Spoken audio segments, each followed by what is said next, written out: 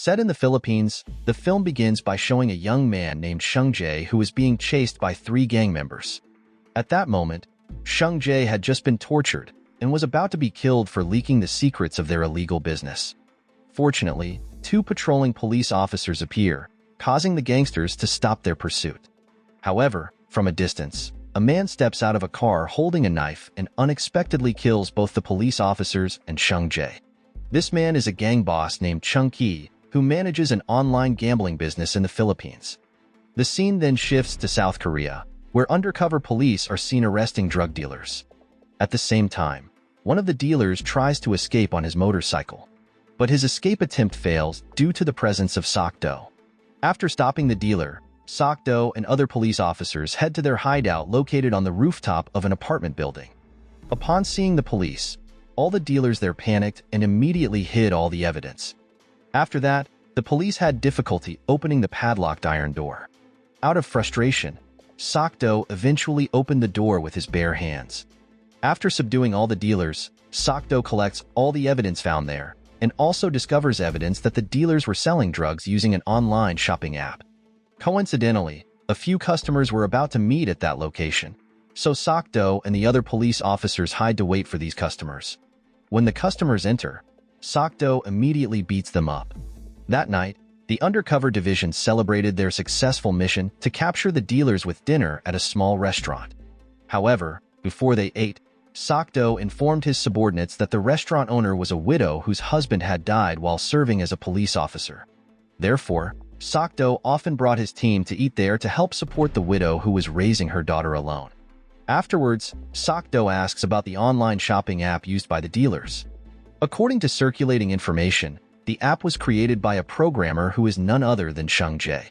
Unfortunately, the police cannot take his testimony because Shan J was recently found dead in the Philippines, and it seems his body is still in the autopsy lab. The following day, Ma Seok-do and his subordinate Ma J visit the autopsy room to request a detailed report on the death of Shan J. At that moment, the forensic doctor explains that the cause of Shan J's death was a very deep knife wound that tore his heart. Additionally, the young man experienced a drastic weight loss, indicating that he had undergone extreme conditions, such as violence, in recent times. Hearing the doctor's explanation, Ma Seok-do concludes that this is not an ordinary death case. After leaving the autopsy room, Ma Seok-do and Ma J meet Shan J's mother in the hospital lobby, where the woman tells Ma Seok-do that her son had never contacted her since he left for work in the Philippines, and tragically, the first news she heard was of his death. Additionally, she also mentions that Shan J worked at a company called Holdings Company, which is involved in stock trading. While crying, Shan J's mother then begs Ma Seok-do to find out the cause of her son's death so she can seek justice. Elsewhere, a businessman and also the owner of Holdings Company named Dong Jal is shown meeting with his business partners to develop their cryptocurrency business. However, his partners are worried about the future of Dong Jal's business if he is too ambitious at the wrong time. Despite this, Dong Jal remains confident that his plan will succeed. Meanwhile, in the Philippines, Dong Jal operates an undercover gambling company that enslaves programmers and app developers like Shan J to create their websites without pay. Dong Jal, who is also the boss of Junkie, trusts him to manage the workers and even orders him to kill anyone who rebels, like Shan J. On that day, one of Junkie's subordinates submits a financial report from the central company, where Junkie realizes that his salary has never increased, even though he always works hard, especially in bringing new members to Dong Jal's gambling site. Meanwhile in Korea, Ma J just received information from the cyber department that the distributor of the illegal trading app has been arrested, and it turns out that Shan J was not part of the distributor group. According to the information obtained, the distributor stole the app created by Shan J while he was still in college and modified it into a platform for drug trading. Additionally, Ma J had tried to contact the company where Shan J worked in the Philippines, but upon investigation, the company was found to be a front, a fictitious company. According to records from the Philippine legal authorities, the company had long ceased operations. Realizing that the investigation was hitting a dead end, Ma Seok-do contacted Shan J's mother to ask something. Unfortunately, it was reported that Shan J's mother had to do the unthinkable because of severe depression. Upon arriving at the funeral home, one of Shan J's relatives handed a letter written by Shan J's mother to Ma Seok-do and the police. The letter contained a plea for the police to capture and punish Shan J's killer. Seeing this, Seok-do vowed to fulfill this request. On the other hand, Junkie and his subordinates went to the server side of their rival's online gambling operation. During the journey, Junkie ordered his men to hack into the enemy server. Upon realizing that their server was suddenly down, the gambling business owner panicked. Simultaneously, Junkie instructed his men to destroy the building and kill everyone there. After eliminating everyone, Junkie and his men took all the hard drives from the server room. Afterwards, he contacted Dongjal to report the results of their work. From the hard drives and the hack, Junkie managed to steal 300,000 member data from the competitor. Hearing this, Dongjal then stated that if Junkie could acquire another 100,000 members, his pay would be increased by 10%. Without hesitation, Junkie agreed to the offer. At the same time, Seok-do and his subordinates visited the cyber department to seek further clues regarding the drug app. At that time, they received information from a cybercrime expert named Jisoo. Essentially, Shan J had created an online gambling website when he first started working in the Philippines. But when Jisoo attempted to access it, the website suddenly deleted all its data, making it difficult for her to investigate further. Upon returning from the cyber department, Seok-do met his superior named Tae-soo and persuaded him to quickly form a special anti-online gambling unit so that the case could be resolved faster. Although initially reluctant, Tae-soo eventually agreed to Seok-do's request out of fear of being hit. It turned out the special unit consisted of the Undercover division and experts from the cyber department, including Jisoo and her colleague Numsoo. Without wasting any time, they immediately began planning the investigation of the online gambling case and the mystery surrounding Shan J's death. Shortly thereafter, Numsoo discovered a website called Emperor Casino, which was suspected to be connected to Shan J's workplace. To investigate further, Jae tried to access the website, but he needed approval from the admin by making a deposit first. Realizing they needed a significant amount of money, Seok-do came up with a more effective way without asking their superiors. Sometime later, Seok-do then invited Tae-soo to meet his acquaintance at a nightclub. However, Jisoo requested to join Seok-do because she had never done fieldwork during her time at the police office. Upon arrival at their destination, they were confronted by gangsters, where Seok-do quickly delivered powerful punches to defeat them all. After dealing with the gangsters, Seok-do extorted money from their boss, who was his acquaintance. After handing over the money, the two gang bosses apologized for the rude welcome. Elsewhere, Junkie visited his subordinate named Yusong and ordered him to cancel the transfer of gambling proceeds to Dongjal, as he had repeatedly broken his promises. Besides withholding all the money, Junkie and his men planned to go to Korea to confront Dongjal about his unfulfilled promises. That night, Seok-do was having dinner while discussing the progress of their investigation. In the middle of the conversation, Numsoo mentioned that they needed to understand how online gambling worked to make the investigation easier. However, they had very limited time, so Tae-soo instructed Seok-do to contact his acquaintance who was knowledgeable about gambling. Without hesitation, Seok-do thought of a man named Isu, a low-level gangster who had always failed in his business ventures, where Isu also frequently acted as an informant, helping Seok-do in various cases. Not long after, Seok-do met Isu at a gambling arcade. After failing to build an online gambling business, Isu was now trying his luck in the arcade gambling business. Without much small talk, Seok-do forced Isu to come to the police station. Initially, Isu refused, so Seok-do threatened to damage the Ferrari Isu had rented, leaving him no choice but to comply. At the police station, Isu explained that many online gambling entrepreneurs often kidnap skilled programmers and force them to create gambling websites without any pay. This way, the perpetrators don't have to spend any money. After that, Isu also explained about the Emperor Casino website, which had inspired him to start his online gambling business, as he had heard that the website could earn up to 20 million won a day.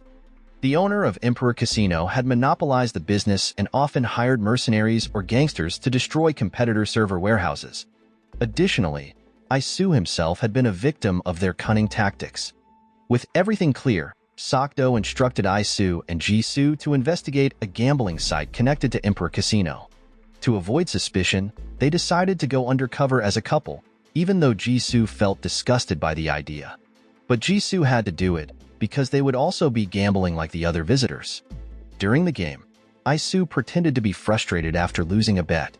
This act was to attract the attention of the online gambling sales representatives present. Shortly after, a sales rep approached him, offering to join Emperor Casino as a member. Knowing this, Isu tried to gather more information. However, due to his carelessness, Isu accidentally revealed the police's plan, making the sales rep suspicious and prompting them to flee. Fortunately, Seok-do and his team managed to capture the sales rep and obtained valuable information for their investigation, where the sales representative told the police that he was ordered by Yusong to invite people to gamble on their website. The next day, Seok-do and his team went to the airport to look for Yusong, as it was reported that he would be coming to Korea to meet his boss. After waiting for quite a while, the person Seok-do was looking for finally appeared. Seeing this, Seok-do and the other police officers quietly followed Yusong. It wasn't long before they arrived in front of a clothing store, which was used as a front to cover Yusong's illegal business. Without delay, Seok-do ordered 2 of his subordinates to capture Yusong, but he had already realized he was being watched by the police. Because of this, Yusong then ran to a car behind the store, but he didn't realize that the car he entered belonged to the police. At the same time, Junkie and his subordinates had arrived in Korea and they visited Dongjal's private villa to demand his promises. Unfortunately, Dongjal once again evaded and refused to increase Junkie's salary. This time, Dongjal even claimed he was focused on expanding his crypto business, which required a substantial amount of capital. Nonetheless, Dongjal promised to give a large bonus if Junkie and his men helped him in the business. Although he had been deceived multiple times, Junkie tried to trust Dongjal again. But if he broke his promise once more, Junkie wouldn't hesitate to destroy his business. On the other hand, Seok-do and his team were interrogating Yusong about the Emperor Casino business. From the cyber team's investigation, Jisoo explained that Yusong's clothing store was a front for laundering money from online gambling. Unfortunately, Jisoo couldn't yet prove that Yusong was involved with Emperor Casino. Meanwhile, Yusong also refused to talk for his safety because if he dared to reveal information about Dongjal, he would surely be killed. Elsewhere, Dongjal sent his subordinate named Jayuk to bribe a crypto analyst to pass his crypto coin through security checks. Dongjal also offered a lottery ticket worth $2 million as a bribe. However, being an honest analyst, the man immediately rejected the offer outright. At the same location, Junkie was tasked with guarding Jayuk in case of unexpected events. However, this time Junkie had had enough of Dongjal and decided to kill Jayuk on the spot. With Jayuk dead, Dongjal's plans fell apart. After killing him, Junkie gave the lottery ticket to the crypto analyst, who was forced to accept it out of fear of being killed. Junkie then contacted Dongjal, telling him that he had killed Jayuk and planned to dump the body at his place, so the police would accuse Dongjal of the murder. Despite the threat, Dongjal remained calm because he planned to use Yusong, who had just been arrested by the police, to trap Junkie and his men. Additionally, Dongjal had sent a lawyer to persuade Yusong to report Junkie as the owner of Emperor Casino. This way, Dongjal would escape suspicion, while Junkie would be imprisoned. Upon hearing this threat, Junkie and his men immediately headed to the police station to free Yusong. Upon arrival, Junkie distracted the police by ordering dozens of meals through various online apps, overwhelming the police staff. While the police were busy managing the deliveries, Junkie entered the interrogation room and killed Yusong. At the same time, the police sensed something strange and decided to check on Yusong's condition. Unfortunately, the police arrived too late and found Yusong already dead. Meanwhile, Dongjal was at the location where Jayuk had been murdered. Not wanting to be implicated in the case, Dongjal ordered his subordinate, Mr. Kwon, to move Jayuk's body to Yusong's place. This would lead the police to assume that Junkie, Yusong, and Jayuk had killed each other over money. The next day, customs officers found Jayuk's body inside a container belonging to Yusong's company. The body was then transferred to the autopsy room for investigation. According to the forensic doctor, the stab wounds on Jayuk's body were very similar to those on Shan J and Yusong, indicating that they were killed by the same person and that all of this was likely related to the online gambling case the police were investigating. Elsewhere, Junkie and his subordinate Ji-hoon were having dinner at a restaurant. where they saw a television broadcast reporting the discovery of Ja-yuk's body in a container belonging to Yu-song's company. Seeing this, Chung-ki became furious with Dong-jal for setting him up. Chung-ki then called Dong-jal and threatened to kill him if the situation escalated. After that, Dong-jal was immediately frightened and ordered Mr. Kwon to eliminate Chung-ki. That night, Seok-do and Ma Seok-do attended an event hosted by Dong-jal's company to gather information from his colleagues. Coincidentally, they ended up in the same elevator with Chung-ki and his men. At that moment, they were suspicious of each other until Chung-ki and his men lured Seok-do and Ma Seok-do out of the elevator. After that, they split up to confuse the two police officers. When Seok-do entered the restroom, he was immediately attacked by Ji-hoon. As Seok-do was about to take down Ji-hoon, he was attacked by another of Chung-ki's men. Meanwhile, Ma Seok-do was struggling against Chung-ki, who had a rock-hard body and was skilled with a knife. Fortunately, Ma Seok-do's life was saved by the arrival of a cleaning worker who was about to start her shift. Seeing this, Chung-ki quickly captured the worker before she could report him. Chung-ki then threatened to kill her if Seok-do didn't stop beating his men. Because of this, Seok-do had no choice but to surrender to ensure the worker's safety. Unfortunately, Chung-ki stabbed the woman's neck and fled. After the incident, the police interrogated one of Chung-ki's men who was caught in the restroom. However, he was arrogant and refused to talk, so Seok-do took a helmet and beat him. Afterward, Seok-do checked on the condition of Ma Seok-do and the cleaning worker with his colleagues. Fortunately, both of them were being treated and would recover soon. Ma Seok-do even returned to the police station shortly after receiving treatment. Sometime later, Ji-soo managed to uncover the identities of Chung-ki and Ji-hoon, who had both served the country as Special Forces members. However, they were dismissed for massacring civilians. After their discharge, they were recruited by Dong-jal to join the online gambling business as managers and enforcers. Not long after, Tae-soo and Seok-do were pressured by the head of Seoul Police to quickly resolve the online gambling case. They were given a 24-hour deadline to finish the investigation, or the case would be transferred to another department. Feeling that this was impossible, Seok-do asked for more time, but the head of Seoul Police was offended and closed the case instead. Following this, Seok-do went to his favorite restaurant to calm down. At that moment, he was felt torn, as his emotions had been heavily drained by the difficult mission. Seok-do then reread the letter from Shan J's mother, a request he still hadn't fulfilled. While Seok-do was lost in thought at the restaurant, Tae-soo and his team joined him at the same table. Tae-soo then suggested that the police needed to be more united to catch criminals like Dong-jal and Chung-ki. On their way home, they saw a group of gangsters beating up shop owners. Seeing this, the emotional Seok-do acted brutally. After returning from there, Seok-do suddenly remembered Isu's words that Emperor Casino monopolized the business to become the only online gambling website. Because of this, Seok-do thought of creating a rival website as a way to deceive Dong-jal. Meanwhile, Dong-jal was at his private villa, hiding from Chung-ki's attacks, where he ordered Mr. Kwon to capture Chung-ki and bring him to him, as leaving Chung-ki unchecked could harm his business. In short, Mr. Kwon and his men reached Chung-ki's hideout, and without hesitation, he deployed his forces to eliminate Chung-ki and Ji-hoon. Unexpectedly, Chung-ki and Ji-hoon managed to defeat Mr. Kwon's troops with their high-level martial arts skills. In the end, Mr. Kwon was cornered and helpless. Seeing this, Chung-ki then proposed working together to take down Dong-jal, and afterwards, they would evenly split Dong-jal's power and wealth. Desperate, Mr. Kwon reluctantly accepted the offer. Meanwhile, at the police station, Seok-do pleaded with Tae-soo to allow him to continue the pending investigation.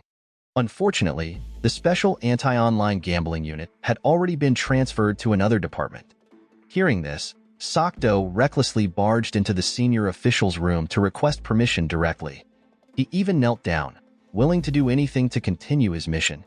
Seeing Seok-do's determination, the vice commander of Seoul Police finally gave him and his team one last chance, as the most important thing was to resolve the case quickly. After that, Tae-soo and Seok-do immediately gathered their team to devise a final plan. This time, Seok-do suggested that Ji-soo and Num-soo create a gambling website and pretend to be a competitor to Emperor Casino, while the field team planned to attack Dong-jal's server warehouse. To ensure the mission ran smoothly, Seok-do sought the help of Isu again. Although he was unreliable, Isu had a wealth of experience in the gambling world. Initially, Isu refused, as he saw no benefit for himself, but Seok-do then gave him a police badge, making him an official partner of the Seoul Police, ready to fight crime. Seok-do also told him that the badge was a magical item and that whoever possessed it would be respected by other police officers. Additionally, all of Isu's criminal records would be automatically erased. Hearing this, Isu immediately agreed to help Seok-do and allowed the police to use his gambling site as a server warehouse for the gambling website they were creating. Sometime later, Seok-do took Isu to the Philippines on a mission to destroy Dongjal server.